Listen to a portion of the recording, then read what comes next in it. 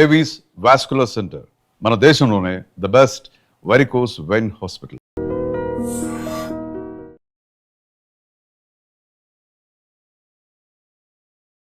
నమస్కారం, welcome to I Dream. నేను మీ ఝాన్సీ. Belly fat. ఈ బెల్లీ ఫ్యాట్ తగ్గించుకోవడానికి ప్రయత్నించని వారు ఉండరు అంటే అతిశయోక్తి కాదండి. చాలామందికి ఇప్పుడు లైఫ్ స్టైల్ వల్ల కానివ్వండి, సెడెంటరీ లైఫ్ స్టైల్ అంటూ ఉంటారు. ఏ వ్యాయామం చేయలేకపోవడం వల్ల, హెరిడిటీ వల్ల కూడా బెల్లీ ఫ్యాట్ పెరిగిపోతుంది. అసలు మరి ఈ బెల్లీ ఫ్యాట్ ఎందుకు వస్తుంది, తగ్గించుకోవాలంటే ఏం చేయాలి, ఆయుర్వేదంగా ఏవైనా మందులు కానీ చిట్కాలు కానీ ఉన్నాయా, ఈ విషయాలను డిస్కస్ చేద్దాము. ప్రస్తుతం మనం 40 ఏళ్ల సుదీర్ఘ అనుభవం కల్లా ఆయుర్వేద వైద్యులు డాక్టర్ బాలకిషన్ గారి దగ్గర ఉన్నాము. నమస్కారం అండి. నమస్కారం అమ్మా. ఎలా ఉన్నారు సార్? ఫైన్ సార్, అయితే బెల్లీ ఫ్యాట్ ఇంతకుముందు మీ జనరేషన్లో మీ ఫాదర్ కానీ, మీ గ్రాండ్ ఫాదర్ కానీ, మీ మదర్, గ్రాండ్ మదర్ వాళ్ళు ఫేస్ చేయని ప్రాబ్లమ్స్ అన్నీ కూడా ఇప్పుడు ఫేస్ చేస్తున్నాము. సో ఈ బెల్లీ ఫ్యాట్ అసలు ఎందుకు వస్తుంది? ఓన్లీ లైఫ్ స్టైలా, ఓన్లీ ఫుడ్ హ్యాబిట్స్ వల్లనే వస్తుందా? ఈ చాలా మంచి ప్రశ్న ఇస్తారు. ఏంటి బెల్లీ ఫ్యాట్స్ ఎందుకు వస్తున్నాయి? వంశపారంపర్యం లేదా మనం చేస్తున్నటువంటి అలవాట్ల, మనం జీవిస్తున్న జీవనశైలి అని ఇక్కడ ఓన్లీ ఫర్ ఏంటంటే జీవనశైలి మాత్రమే చెప్పాలి. జీవనశైలి అంటే జీవిస్తున్న జీవన విధానం కరెక్ట్గా లేదని చెప్పాలి. ట్రాక్ తప్పిపోయింది, కరెక్ట్గా లేదు. సో కారణాలు ఏంటి అంటే నిద్ర, ఆహారం ఈ రెండు కూడా లోపించాయి. దానివల్ల ఫ్యాట్స్ పెరగడం, విపరీతంగా పెరిగిపోవడం సంభవిస్తుంది. Belly fats not only middle age, even though కౌమార దశ పిల్లల్లో కూడా కనిపిస్తుంది ఈ మధ్య కాలంలో. 20s లో ఉన్న వాళ్ళకు కూడా బెల్లీ అక్కర్లేదు, 10, 15, 12 ఇయర్స్ పిల్లల్లో కూడా కనిపిస్తుంది. ఫ్యాటీగా ఉంటున్నారు ఎక్కువ. కారణాలు ఏంటి అని చూస్తే అసంబద్ధమైన ఆహారం, అసంబద్ధమైన నిద్ర అని చెప్పాలి. ఇక్కడ ఏమవుతుంది మరి అంటే సరైన నిద్రా వేళలు లేకపోవడం ప్రధాన కారణం అని చెప్పచ్చు. ఏ పని లేకపోయినప్పటికీ సహజంగా 11-12 గంటల తర్వాత మాత్రమే పడుకుంటున్నారు ప్రస్తుతం ఇప్పుడున్న పరిస్థితుల్లో. సరే, ఓకే, కొంతమందికి night duties, night shift work ఉంటుందేమో, వాళ్ళు ఉండడంలో ఒక అర్థం ఉంది. కానీ ఇంట్లో ప్రతి వాళ్ళు, పిల్లల నుంచి పెద్దవాళ్ళ వరకు అందరూ కూడా 11-12 గంటలకు పడుకుంటున్నారు, 11 o'clock. సో ఉదయం మళ్ళీ ఎప్పుడు లేస్తున్నారు? ఇంట్లో ఉండే వాళ్ళు అయితే 11-12 గంటలకు లేస్తున్నారు. అలా లేదా కొంతమంది త్వరగానే 5-6 గంటలకి లెగుస్తున్నప్పటికీ నిద్ర సమయం సరిపోతుంది. So it is the major problem అన్నమాట. అది కూడా కారణం, నిద్ర సమయం. మరి నిద్ర సమయం ఎలా ఉండాలి అని చూస్తే సాయంత్రం రాత్రి వేళల్లో 8 నుంచి హార్డ్లీ 9-9:30 కల్లా నిద్ర పడాలి, నిద్రకు ఉపక్రమించాలి. ఉదయం మళ్ళీ 5-6 గంటల లోపు నిద్ర లేవాలి తప్పనిసరిగా. మరి ఎలాగో ప్రతి మనిషికి 8 గంటల నిద్ర అవసరం. కొంతమంది అడగొచ్చు, ఏది 8 ఏంటి, మేము 10 గంటలు నిద్రపోతున్నాం అని చెప్పి కూడా అనవచ్చు. ఏది 12 గంటలకు పడుకుంటున్నాం, 12 గంటలకు లేస్తున్నాం, 12 గంటలు నిద్రపోతున్నాం మేము అనవచ్చు. కానీ అది ఎంత మాత్రం కరెక్ట్ కాదు. సరైన నిద్ర వేళలు పాటించాల్సిన అవసరం ఇక్కడ ఉంది, ఖచ్చితంగా పాటించాలి. సార్, జనరల్గా మీరు చెప్పిన ప్రకారం అయితే 8 to 10 అనేది 8 to 9:30 అన్నారు మీరు, అసలు అసంభవం. ఎందుకంటే ఆఫీసెస్ అయిపోయే వరకే 7:30, 8 ఆఫీస్లోనే అవుతుంది. చిన్నపిల్లలు కూడా స్కూల్ నుంచి వచ్చిన తర్వాత గేమ్స్ ఆడుకోవడం కానివ్వండి, టీవీ చూడడం కానివ్వండి, అల్లరి చేస్తూ ఉంటారు కానీ త్వరగా పడుకోరు. మరి నిజానికి నిద్ర వల్లనే ఇన్ని దుష్ప్రయోజనాలు ఉన్నాయా? అసలు ఏంటి, ఏమి ఆరోగ్యకరమైన డిసడ్వాంటేజెస్ ఉంటాయి లేట్గా పడుకోవడం వల్ల? లేట్గా పడుకోవడం వల్ల మనం తీసుకున్న ఆహారం సరిగా జీర్ణం అవ్వదు, ఇండైజెషన్ కిందకి వెళ్ళిపోతుంది. సో ఇందాక మీరు అన్నట్టు కొంతమంది, మీరు 8 hours అన్నారు కదా, మేము 10 hours 12 hours పడుకుంటున్నాం కదా, 11 గంటలకు పడుకొని 11 గంటలకు లేస్తున్నాం అని చెప్తారు. ఎక్కువసేపు పడుకున్నాం. ఇంకే అలాగే మీరు కూడా అడగచ్చు, 12 గంటలు పడుకుంటున్నారు సరిగా, ఇంకేముంది 8 hours లేస్తారు. కొంతమంది లెక్క పెట్టుకొని 10 లేస్తారు, 8 గంటలు అవుద్ది కదా అని అనవచ్చు. మీరు ఎవరైనా అనవచ్చు. సో అక్కడ డిసడ్వాంటేజ్ ఉంది. ఎప్పుడైతే మనం ఆహారం తీసుకుంటామో ఆ ఆహారం డైజెషన్ అయిపోయిన తర్వాత, కంప్లీట్ డైజెషన్ అయిపోయిన తర్వాత శరీరం శక్తిని కోరుకుంటుంది తప్పకుండా.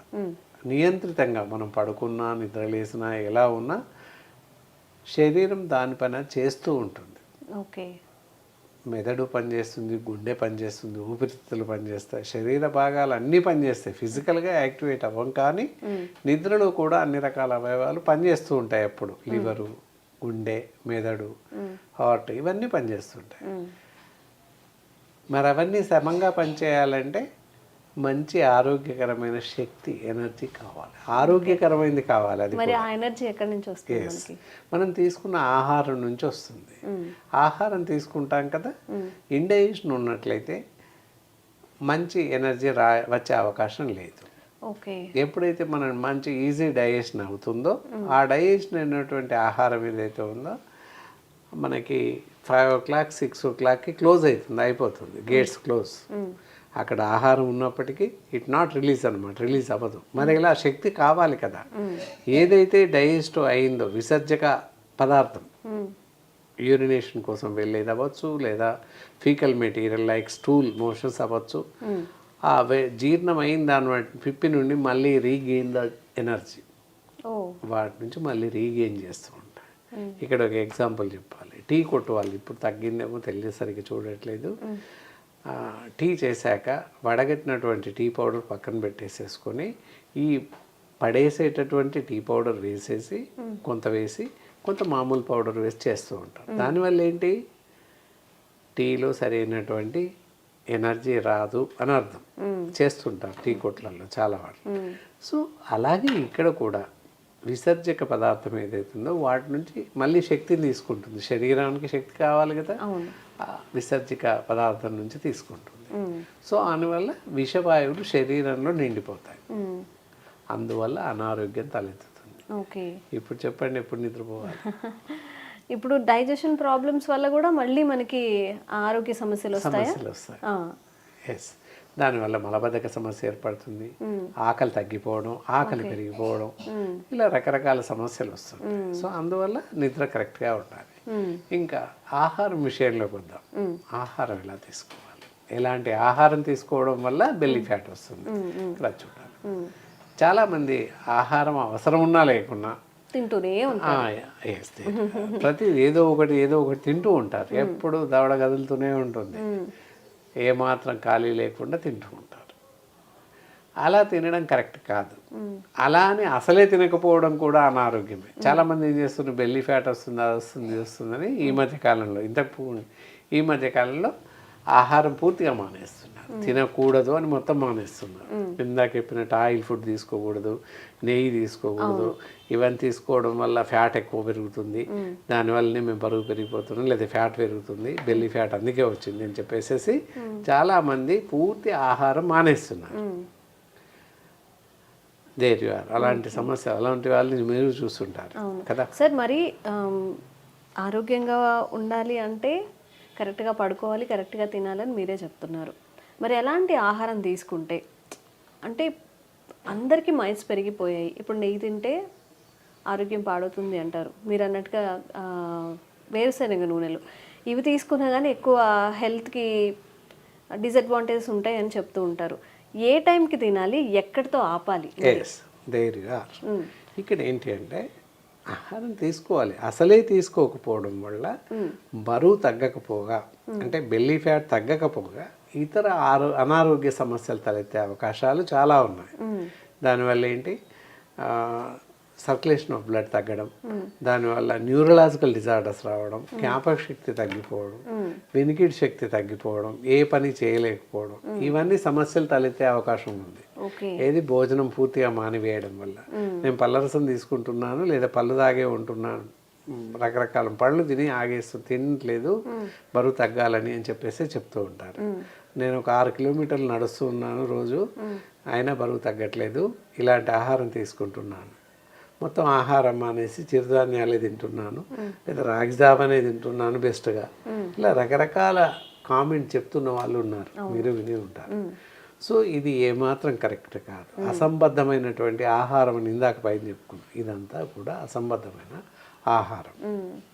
ఇలా ఆహారం తీసుకోవాలి, కానీ ఆహారం తీసుకుంటూనే బెల్లీ ఫ్యాట్ని తగ్గించుకోవాలి. అది ఎలా, ఇక్కడ అదే ఆలోచించాలి. ఎలా తీసుకోవాలి ఆహారం? 8 గంటల నుంచి 10 గంటల లోపు అల్పాహారం ఏదైనా తినండి. ఇడ్లీ తినండి, వడ తినండి, పూరి తినండి, అయినా బరువు పెరుగుతుంది. ఉదయం టైంలో అట్లీస్ట్ 10 లోపు బ్రేక్ఫాస్ట్ చేయాలి, తప్పనిసరి, తప్పకుండా తినాలి. అయి కాకపోతే ఇంత రైస్ తినాలి, సరిపోతుంది. రైస్ తిన్నా నష్టం లేదు. లెమన్ రైస్ లేదా డైరెక్ట్ రైస్ ఏదో ఒకటి తినేసేయచ్చు, పచ్చడి అన్నమో లేదా పెరగనమో ఏదో తినేసేయచ్చు, నష్టం లేదు. ఇక మధ్యాహ్నం వేళలో ఈ బిఫోర్లో మళ్ళీ బ్రేక్ఫాస్ట్ తర్వాత ఎలాంటి ఆహారం తీసుకోకూడదు. ప్రతి భోజనానికి మధ్యలో 4 అవర్స్ లిమిటేషన్ టైం ఉండాలి. మీరు అడిగారు టైం ఏంటి అని, ఇది. అయితే మధ్యాహ్నం భోజనం 12 గంటల నుంచి 2 గంటల లోపల ముగించాలి తప్పనిసరిగా. అంటే 8కి తిన్నవాడు 12కి తింటాడు, 9కి తిన్నవాడు 1, ఈ విధంగా టైం అన్నమాట, షెడ్యూల్ టైం. ఆ విధంగా ఎవరికి వారుగా నిర్దిష్టంగా సమయం నిర్ధారించుకోవాలి.